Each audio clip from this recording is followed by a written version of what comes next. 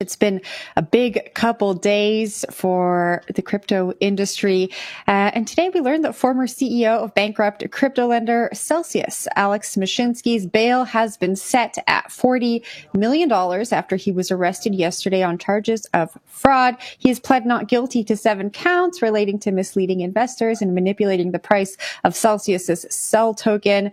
The CEL token, funny enough, is up more than 10% in the past 24 hours, and I believe up more than 50% this month. Ben, what do you make of this $40 million bail? There are a bunch of terms and conditions, and despite all of that, CEL seems to be pumping.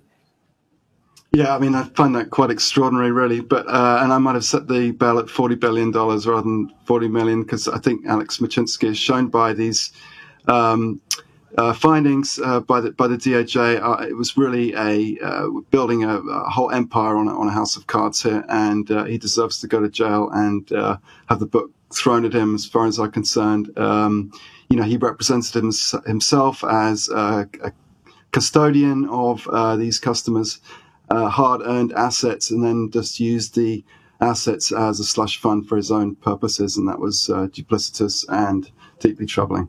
And if the CEL token is now going up and benefiting him in any way, I think that's a bad outcome. Yeah, the whole CEL thing is really interesting. It reminds me, of course, of the FTX debacle with FTT token, which was used to basically power FTX. FTT was a native token of the FTX platform. It created an ERC20 token. And by having some sort of price discovery along with it, it provided liquidity for a company that didn't need a token. And the token had absolutely no utility. I believe it maybe gave you the ability to have some sort of discount on trading on FTX, but that was about it, right? And we've seen these exchanges do this in the past, where they created their own native token that have some sort of flywheel, if you will, of sorts that gives it some implicit utility, they say, and that gives it some implicit value. And then really people just start bidding on it for gambling, and the company starts drawing from it, using it as some sort of reserve or buffer. So in the case of FTX, they use FTT to take out loans, huge loans, including purchasing different companies or just handing over FTT to other companies in order to purchase them outright. We saw that with BlockFi, right? That was a huge headline there. Also saw them take out USDC loans with FTT, essentially just handing over a fake coin that traded like a gambling token in return for actual US dollars. And of course, if you're taking a loan, the value of that loan can change so much depending on the backing of that collateral. Here with the CEL token, it looks like they were doing a very similar thing, right? The CEL token, for anyone taking a look at it. It looks like through price manipulation, Celsius was able to keep itself alive for quite a while because they had essentially this backing of a token that, again, when so volatile, you can play against it to keep your company running. Looking at some of the documents that are already coming out, there's internal notes saying that the company was deeply unprofitable, the business was unsustainable, that they were losing millions of dollars month over month, and it was continuing to collapse and fail. Yet, how were they able to hold on? I think part of it is just the nature of grift. You're able to lie and say you're okay.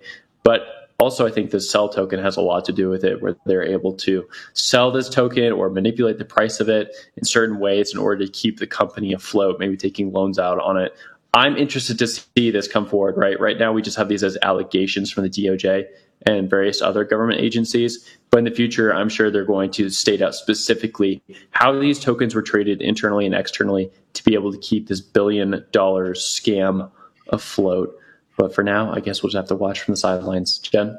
Yeah, among those alleged allegations was using new customer funds to satisfy older customer withdrawals, which is by definition a Ponzi scheme, alleged Ponzi scheme. So yeah, I am also looking forward to see what comes out. This was a coordinated action by the DOJ, the FTC, and the SEC. So multiple different agencies there. In my intro, I spoke about the terms of the bail. I'll let you know what they are. So he's going to be restricted from traveling. He can't open up a new bank account or a crypto account. His wife is going to sign the bond, and then the other co-signee has not been identified by court documents. The bond is also going to be secured by a financial claim on his New York home and bank account. So I don't know. It feels very SBF-esque, you know, every couple of months. I feel like I'm having deja vu when we talk about these stories. Ben, you got any last thoughts? Yeah. What's that? I said, you got any last thoughts for us here? I was agreeing with you on that. I think as you were reading out that rap sheet, I mean, it's very similar, especially on the question of commingling of funds and taking in money for one purpose and using it for another is very SBF like. Well, at least people are being brought to justice here. So hopefully we can get some funds back to the people who were affected the most, and we'll just have to wait and see how this plays out.